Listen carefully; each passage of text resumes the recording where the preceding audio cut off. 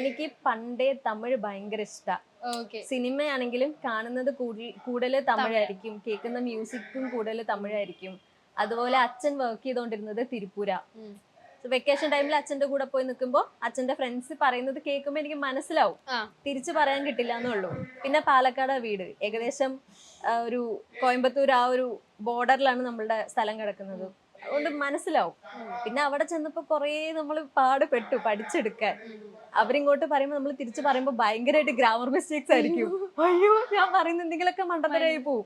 അവര് നിന്ന് ചിരിക്കും. അപ്പഴാ മനസ്സിലായത് പണി കിട്ടി. മണ്ടത്തരം പറഞ്ഞ ഓർമ്മ എല്ലാവർക്കും ഭയങ്കര ഫണ്ണി ആയിട്ട് തോന്നി എന്തേലും തമിഴില്? ഓർമ്മയില്ല, ഞാൻ എന്ത് പറഞ്ഞാലും മണ്ടത്തരാവാറുണ്ടായിരുന്നു. കാരണം പ്രത്യേകിച്ച് ഇന്നതെന്ന് പറഞ്ഞിട്ട് എനിക്ക് ഓർക്കാനായിട്ടൊന്നുമില്ല. അതായത് ഈ തിങ്സ് ഉണ്ടാവുമല്ലോ, അവിടെ വാങ്ക് പോങ്ക് റെസ്പെക്ട്ഫുള്ളി ആണ് സംസാരിക്കുള്ളൂ, വാ പോ അങ്ങനെയുള്ള രീതിയിലല്ല. ഞാൻ എന്ത് പറയും പറഞ്ഞാൽ മനുഷ്യർക്ക് റെസ്പെക്ട് കൊടുക്കൂല, തിങ്സ് ഉണ്ടാവുമല്ലോ അതിന് റെസ്പെക്ട് കൊടുത്തിട്ട് സംസാരിക്കും, അങ്ങോട്ടും ഇങ്ങോട്ടും മാറിപ്പോ. അതിന് കുറെ കളിയാക്കിയിട്ടുണ്ട്. പിന്നെ ഒരു 1 year ആയപ്പോഴേക്കും നന്നായി പഠിച്ചു. തമിഴ് അങ്ങ് പഠിച്ചെടുത്തു 1 year ഉള്ളില്. ഓക്കെ.